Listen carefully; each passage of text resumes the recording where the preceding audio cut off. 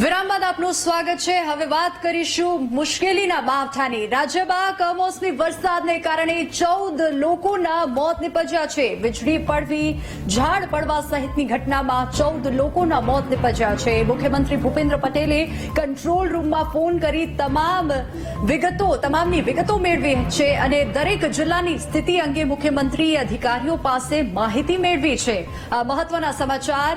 વધુ વિગતો સાથે સંવાદદાતા મેહુલ આપણી સાથે ફોન લાઈન પર જોડાઈ ગયા છે। મેહુલ, આ કમોસમી વરસાદને લઈને જે ગુજરાતભરમાં જે પરિસ્થિતિ સર્જાઈ રહી છે તેને લઈને મુખ્યમંત્રી પણ હવે એલર્ટ મોડ પર છે અને માહિતી મેળવી રહ્યા છે। તેને લઈને અપડેટ શું મળી રહી છે? બિલકુલ ટીવીની વાત કરવામાં આવે તો ગઈકાલે જે મોડી સાંજથી જ અમદાવાદ સહિત ગુજરાતના વિસ્તારો અને ગુજરાતના વિસ્તારોમાં ભારે પવન સાથે વરસાદ થયો છે। કુલ 14 લોકોના મૃત્યુ જે છે તે આ કમોસમી વરસાદને કારણે થયો છે। જે અલગ અલગ જિલ્લાઓની અંદર ખાસ ખેડામાં સૌથી વધુ 4 લોકોના મૃત્યુ, વડોદરા જિલ્લામાં 3 લોકોના મૃત્યુ જે છે તે નોંધાયા છે। અમદાવાદમાં પણ 2ના મૃત્યુ જે છે તે નોંધવા પામ્યા છે। 16 લોકો ઇજાગ્રસ્ત થયા છે અને 26 જેટલા પશુ મૃત્યુ પણ જે છે તે રાજ્યભરમાં નોંધાયા છે।